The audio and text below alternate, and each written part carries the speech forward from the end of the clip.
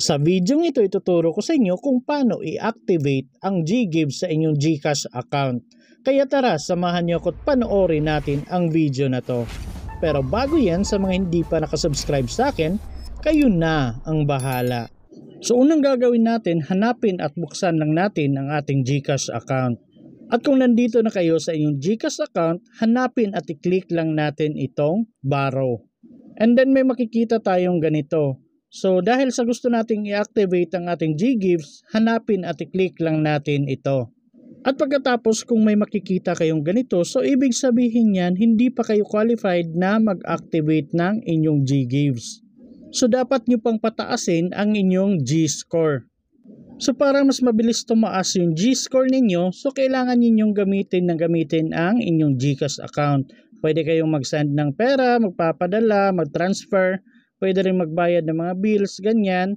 Pwedeng mag-borrow, pwede rin kayong mag-grow kagaya ng G-Save, tapos enjoy kagaya ng mga G-Forest, ganyan, mga rewards. Pwede rin dito sa manage yung pera outlet, cards, GCash Junior, or yung others, yung cash in, cash out, pwede ninyong gamitin yan para tumaas yung credit score ninyo. At sa next video ko, try kong gumawa kung paano patataasin yung G-score ko gamit ang pag-i-email lang kay GCash. Pero ito try ko lang guys. Pero kung pagka-click ninyo ng GGives at ganito yung makikita ninyo, welcome. So ibig sabihin yan, qualified po kayo para mag-activate ng inyong GGives. So i-click nyo na lang po ang OK. At may makikita po kayong ganito. So dito kung magkano yung amount na makikita ninyo, yun po yung offer sa inyo na pwede nyong gamitin as GGives. So kagaya sa akin, 18,000 yung nakikita dyan, kaya yun lang po yung pwede kong gamitin. Pero may iba, 15,000, 5,000, 50,000, 30,000, depende po yan sa offer ni GCash sa inyo at depende yan sa G-score ninyo at sa paggamit ninyo ng inyong GCash account. At may nakalagay pala dito, sa isang transaction guys, pwede ninyong piliin ang 6 months or 12 months na pwede ninyong bayaran. At dito sa gilid, makikita nyo po yung interest rate niya. Sa akin, 3.99%. Pero may iba, 5.99, 4.99. Depende po yan sa offer ni GCash sa inyo. At kung okay na kayo dito at gusto nyo ninyong i-activate, i-click lang natin ang Get Started. At may makikita po kayong personal information ninyo. So ito po yung mga information na nilagay ninyo nung binerify ninyo ang inyong GCash account. So i-double check nyo na lang po lahat. Kung tama naman, i-click nyo na po ang Next.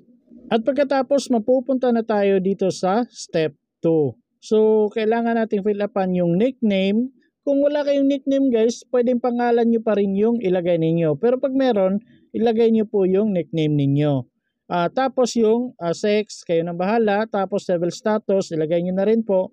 Tapos dito sa baba, yung other mobile number, ito optional lang po to guys. Pwede kayong maglagay dito, pwede rin pong hindi.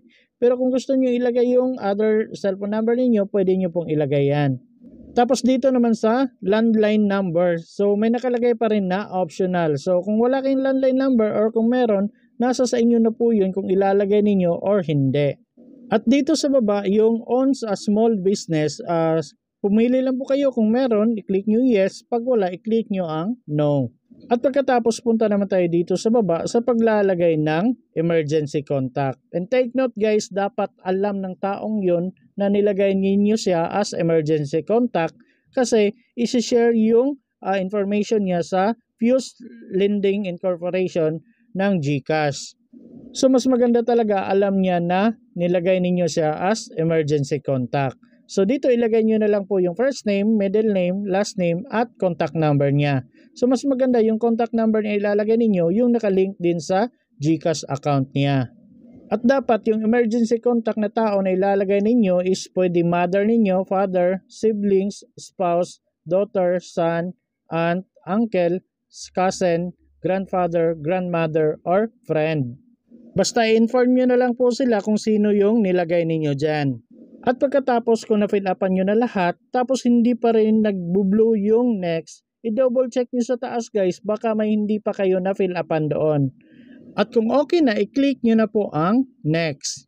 At pagkatapos mapupunta na kayo sa step 3, ang pag-review ng inyong GGives application.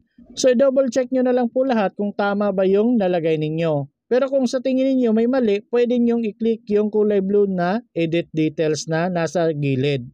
Pero kung okay naman lahat, pwede nyo na pong i-click tong box katabi ng I agree the terms and condition at yung box katabi ng I agree the data privacy agreement. So para ma-checkan po yan. Pero kung gusto nyo basahin muna yung terms and condition tapos yung data privacy agreement, pwede nyo pong i-click tong mga kulay blue dito sa gilid. At kung okay na at may check na lahat, i-click nyo na po ang Activate My GGives. At pagkatapos may makikita kayong ganito na nag-send daw sila ng 6-digit na authentication code sa inyong GCash account number. So i-double check nyo na lang po doon. So ito po yung text na na-receive ko. At ito yung one-time PIN na tinext nila. So ito po yung ilalagay ko dito. At kung okay na at nalagay nyo na, i-click nyo na po ang Submit. At pagkatapos may makikita ka ng ganito, congrats, activate na ang GGives mo. So pwede ka na magbayad ng hulugan para sa future purchase mo. So pwede mo na gamitin yan as credit card. Pwedeng parang credit card na rin siya guys. Kasi kung may bibilin ka, pwede mo siyang magamit as installment. At pagkatapos may marireceive ka ring text na kagaya nito, congratulations, eligible na ka na daw sa GGives. So pwede mo nang magamit ito. So i-check na natin ulit yung GGives natin. So punta lang tayo dito ulit sa Borrow. At pagkatapos i-click natin ang GGives. So ayun na nga, may available na amount na yung GGives natin. So in-apply ko kanina 18,000 kaya yung available na limit ko is 18,000. So pwede nyo pong gamitin tong 18,000 guys, pwedeng 3 beses ninyong gamitin to ng hiwalay-hiwalay. So for example, 6,000 sa kabila, 6,000, 6,000. So tatlong 6,000 pwede. Basta hindi lang po bababa sa 2,000 yung paggamit nito. For example, nag-purchase kayo ng 1,900. So hindi po pwedeng gamitin ang GGives. So dapat lalagpas po siya ng 2,000 pesos. So take note po, hanggang 3 transaction lang yung pwedeng gamitin ninyo sa 18,000. For example, nakatatlong transaction na kayo, tatlong 4,000, so nasa total of 12,000 yon. So may natitira pa kayong 6,000. So yung 6,000 guys, hindi nyo pa po pwedeng magamit yon kasi may tatlong transaction na kayo. So kailangan nyo po muna talagang bayaran yung isang transaction para 2 transaction na lang yung matira at pwede na kayong makagamit ulit ng inyong GGives. At sa next video ko, ituturo ko sa inyo kung paano ang tamang paggamit ng GGives. Kasi pwede nyo gamitin yan kapag may bibilhin kayo, pwedeng online, pwede rin sa mga department store, mga groceries, ganyan, pwede nyo gamitin ang GGives. Pwede nyo rin itong gamitin if ever may mga bills kayo na gusto ninyong bayaran. Pero dapat nasa 2,000 above yung babayaran ninyo.